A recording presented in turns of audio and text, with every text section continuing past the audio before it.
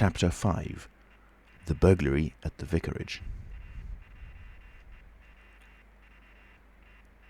The facts of the burglary at the vicarage came to us chiefly through the medium of the vicar and his wife.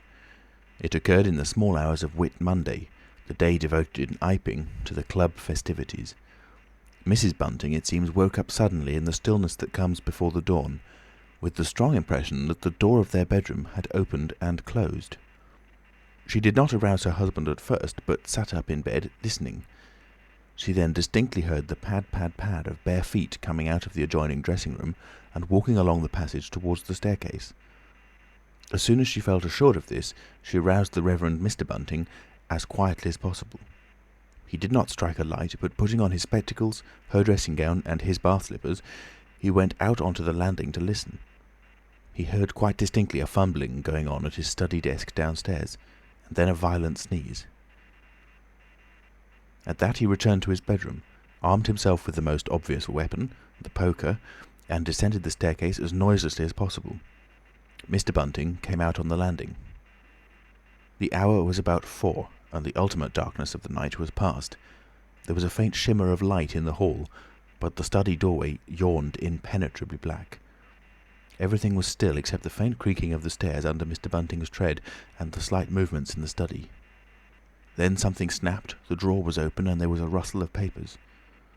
Then came an imprecation, and a match was struck, and the study was flooded with yellow light.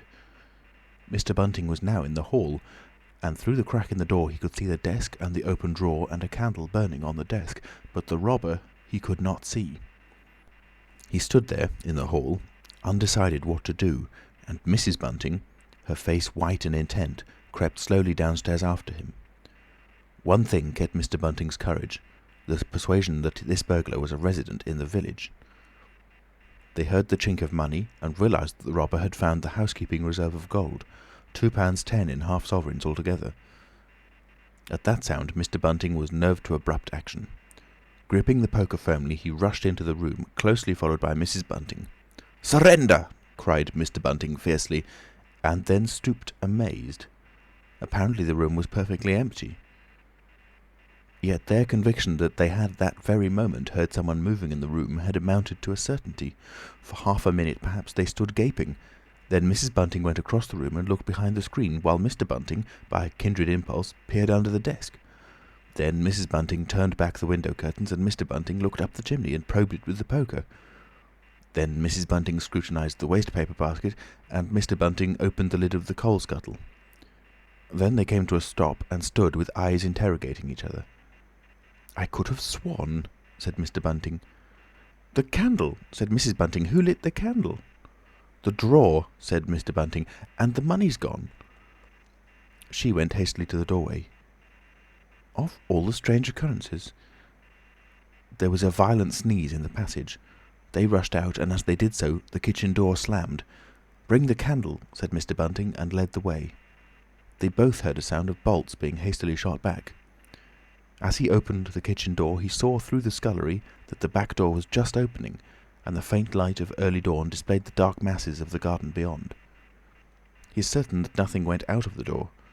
It opened, stood open for a moment, and then closed with a slam. As it did so, the candle Mrs. Bunting was carrying from the study flickered and flared. It was a moment or more before they entered the kitchen. The place was empty. They refastened the back door, examined the kitchen, pantry, and scullery thoroughly, and at last went down into the cellar. There was not a soul to be found in the house, search as they would.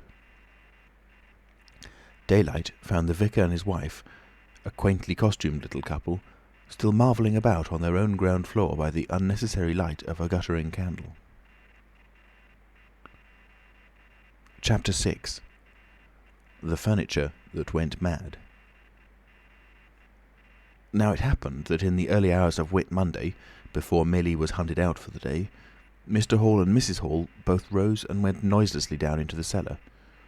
Their business there was of a private nature, and had something to do with the specific gravity of their beer. They had hardly entered the cellar when Mrs. Hall found she had forgotten to bring down a bottle of sarsaparilla from their joint room. As she was the expert and principal operator in this affair, Hall very properly went upstairs for it. On the landing he was surprised to see that the stranger's door was ajar. He went on into his own room and found the bottle as he had been directed. But returning with the bottle, he noticed that the bolts of the front door had been shot back, that the door was in fact simply on the latch. And with a flash of inspiration he connected this with the stranger's room upstairs and the suggestions of Mr. Teddy Henfrey. He distinctly remembered holding the candle while Mrs. Hall shot these bolts overnight. At the sight he stopped, gaping, then with the bottle still in his hand went upstairs again. He rapped at the stranger's door. There was no answer. He rapped again, then pushed the door wide open and entered. It was as he had expected. The bed, the room also, was empty. And what was stranger, even to his heavy intelligence, on the bedroom chair and along the rail of the bed were scattered the garments, the only garments, so far as he knew, and the bandages of their guest. His big slouch hat, even, was cocked jauntily over the bedpost. As Hall stood there, he heard his wife's voice coming out of the depth of the cellar, with that rapid telescoping of the syllables and interrogative cocking up of the final words to a high note, by which the West Sussex villager is wont to indicate a brisk impatience. "George, you got what I want?" At that he turned and hurried down to her. "Janny," he said over the rail of the cellar steps, "'tis the truth what Henfrey says. He's not in his room, he ain't, and the front door's unbolted." At first Mrs. Hall did not understand, and as soon as she did, she resolved to see the empty room for herself. Hall, still holding the bottle, went first. "If he ain't there," he said, "his clothes are. And what's he doing without his clothes then? 'Tis a most curious business." As they came up the cellar steps, they both, it was afterwards ascertained, fancied they heard the front door open and shut, but seeing it closed and nothing there, neither said a word to the other about it at the time. Mrs. Hall passed her husband in the passage and ran on first upstairs. Someone sneezed on the staircase. Hall, following 6 steps behind, thought that he heard her sneeze. She, going on first, was under the impression that Hall was sneezing. She flung open the door and stood regarding the room. "Awful curious," she said. She heard a sniff close behind her head, as it seemed, and turning, was surprised to see Hall a dozen feet off on the topmost stair. But in another moment he was beside her. She bent forward and put her hand on the pillow and then under the clothes. "Cold," she said. "He's been up this hour or more." As she did so, a most extraordinary thing happened. The bedclothes gathered themselves together, leapt suddenly into a sort of peak, and then jumped headlong over the bottom rail. It was exactly as if a hand had clutched them in the centre and flung them aside. Immediately after, the stranger's hat hopped off the bedpost, described a whirling flight in the air through the better part of a circle, and then dashed straight at Mrs. Hall's face. Then as swiftly came the sponge from the washstand, and then the chair, flinging the stranger's coat and trousers carelessly aside, and laughing dryly in a voice singularly like the stranger's, turned itself up with its 4 legs at Mrs. Hall, seemed to take aim at her for a moment, and then charged at her. She screamed and turned, and then the chair legs came gently but firmly against her back and impelled her and Hall out of the room. The door slammed violently and was locked. The chair and bed seemed to be executing a dance of triumph for a moment. Then abruptly everything was still. Mrs. Hall was left almost in a fainting condition in Mr. Hall's arms on the landings. It was with the greatest difficulty that Mr. Hall and Millie, who had been roused by her scream of alarm, succeeded in getting her downstairs and applying the restoratives customary in such cases. "'Tis spirits," said Mrs. Hall. "I know 'tis spirits. I read in papers and tables and chairs leaping and dancing." "Take a drop more, Jenny," said Hall. "'Twill steady ye." "Lock him out," said Mrs. Hall. "Don't let him come in again. I half guessed I might have known, with them goggling eyes and bandaged head and never going to church of a Sunday, and all they bottles. More'n it's right for anyone to have. He's put the spirits into the furniture, my good old furniture. 'Twas in that chair my very dear poor mother used to sit when I was a little girl. To think it should rise up against me now." "Just a drop more, Janny," said Hall. "Your nerves is all upset." They sent Millie across the street through the golden 5 o'clock sunshine to rouse up Mr. Sandy Wadgers, the blacksmith. Mr. Hall's compliments, and the furniture upstairs was behaving most extraordinary. Would Mr. Wadgers come round? He was a knowing man, was Mr. Wadgers, and very resourceful. He took quite a grave view of the case. "I'm damned if that ain't witchcraft," was the view of Mr. Sandy Wadgers. You want horseshoes for such gentry as he." He came round greatly concerned. They wanted him to lead the way upstairs to the room, but he didn't seem to be in any hurry. He preferred to talk in the passage. Over the way, Huxter's apprentice came out and began taking down the shutters of the tobacco window. He was called over to join the discussion. Mr. Huxter naturally followed over in the course of a few minutes. The Anglo-Saxon genius for parliamentary government asserted itself. There was a great deal of talk and no decisive action. "Let's have the facts first," insisted Mr. Sandy Wadgers. "Let's be sure we be acting perfectly right in busting that there door open. A door on-bust is always open to busting, but you can't on-bust a door once you've busted in." And suddenly and most wonderfully, the door of the room upstairs opened of its own accord, and as they looked up in amazement, they saw descending the stairs the muffled figure of the stranger, staring more blankly and blankly than ever before, with those unreasonably large blue glass eyes of his.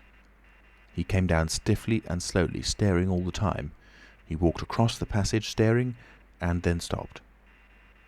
"Look there," he said, and their eyes followed the direction of his gloved finger and saw a bottle of sarsaparilla hard by the cellar door. Then he entered the parlour and suddenly, swiftly, viciously slammed the door in their faces. Not a word was spoken until the last echoes of the slam had died away. They stared at one another. "Well, if that don't lick everything," said Mr. Wadgers, and left the alternative unsaid. "I'd go in and ask about it," said Wadgers to Mr. Hall. "I'd demand an explanation." It took some time to bring the landlady's husband up to that pitch. At last he rapped, opened the door, and got as far as "Excuse me." "Go to the devil," said the stranger in a tremendous voice, "and shut that door after you." So that brief interview terminated. Chapter 7. The Unveiling of the Stranger.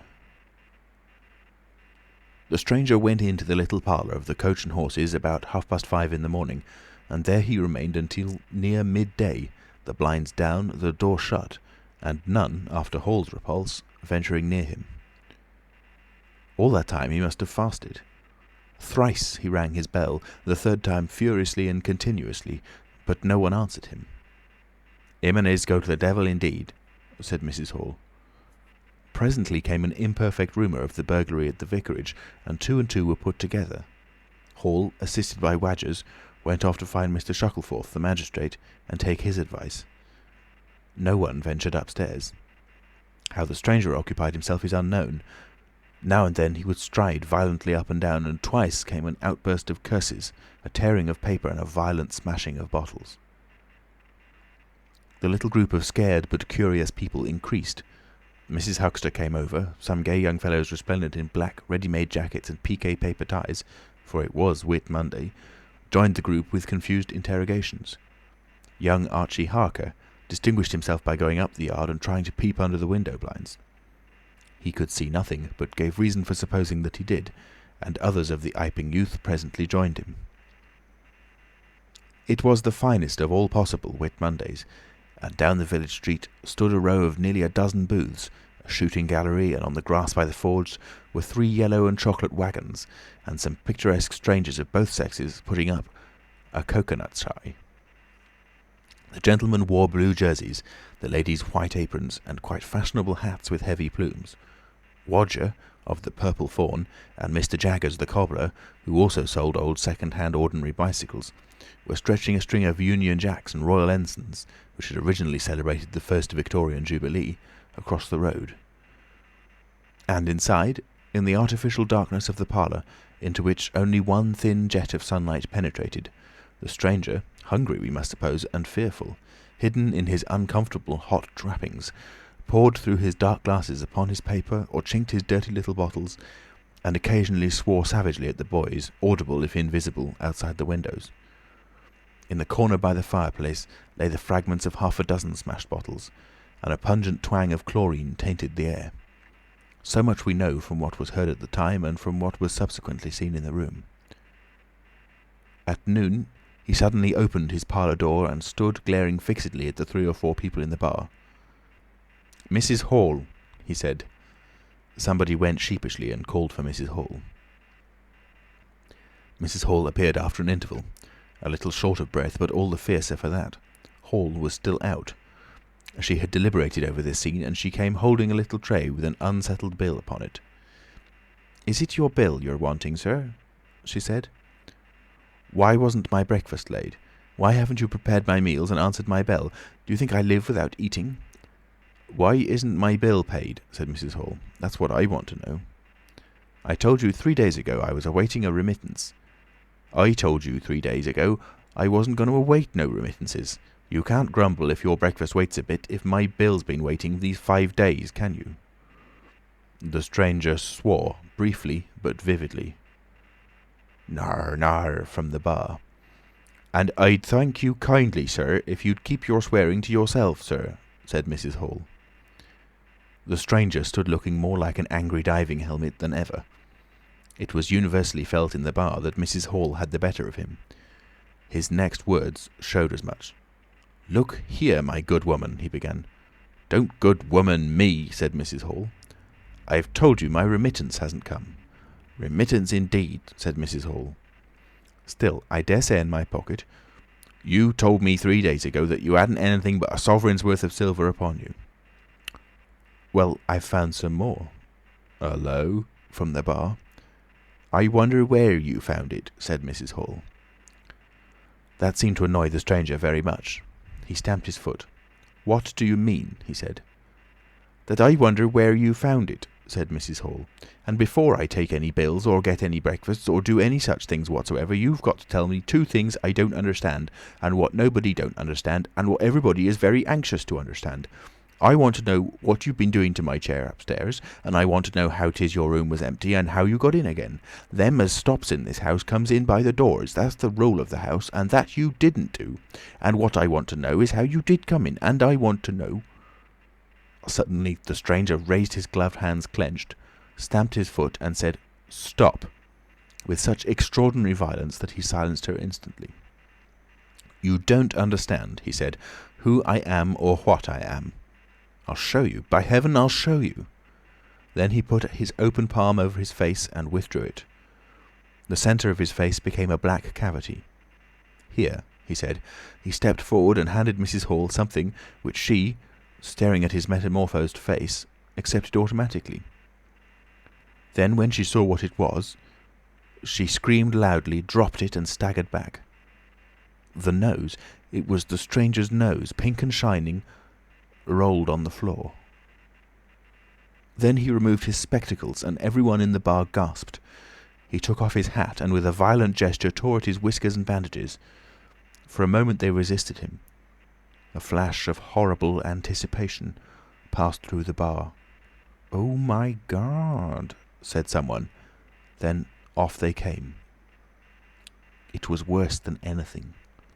Mrs. Hall, standing open-mouthed and horror-struck, shrieked at what she saw and made for the door of the house. Everyone began to move. They were prepared for scars, disfigurements, tangible horrors. But nothing. The bandages and false hair flew across the passage into the bar, making a hobbledehoy jump to avoid them. Everyone tumbled on everyone else down the steps. For the man who stood there shouting some incoherent explanation was a solid, gesticulating figure up to the coat collar of him, and then nothingness, no visible thing at all. People down the village heard shouts and shrieks, and looking up the street saw the coach and horses violently firing out its humanity. Then they saw Mrs. Hall fall down and Mr. Teddy Henfrey jump to avoid tumbling over her, and then they heard the frightful screams of Millie, who, emerging suddenly from the kitchen at the noise of the tumult, had come across the headless stranger from behind. These increased suddenly. Forthwith, everyone, all down the street, the sweet-stuff seller, coconut-shy proprietor and his assistant, the swing-man, little boys and girls, rustic dandies, smart wenches, smocked elders and aproned gypsies, began running towards the inn, and in a miraculously short space of time a crowd of perhaps 40 people, and rapidly increasing, swayed and hooted and inquired and exclaimed and suggested in front of Mrs. Hall's establishment. Everyone seemed eager to talk at once, and the result was Babel. A small group supported Mrs. Hall, who was picked up in a state of collapse. There was a conference and the incredible evidence of a vociferous eyewitness. "Oh, bogey! What's he been doing then? Ain't hurt the girl, has he? Run at 'en with a knife, I believe. No head, I tell ye. It didn't mean no manner of speaking. I meant man without a head. Nonsense, 'tis some conjuring trick. Fetched off his wrapping, he did." In its struggles to see in through the open door, the crowd formed itself into a straggling wedge, with the more adventurous apex nearest the inn. "He stood for a moment. I heard the girl scream, and he turned. I saw her skirts whisk, and he went after her. Didn't take 10 seconds. Back he comes with a knife in his hand and a loaf. Stood just as if he was staring. Not a moment ago. Went in that there door. I tell ye, he ain't got no head at all. You just missed un." There was a disturbance behind, and the speaker stopped to step aside for a little procession that was marching very resolutely towards the house. First Mr. Hall, very red and determined, then Mr. Bobby Jaffers, the village constable, then the wary Mr. Wadgers. They had come now, armed with a warrant.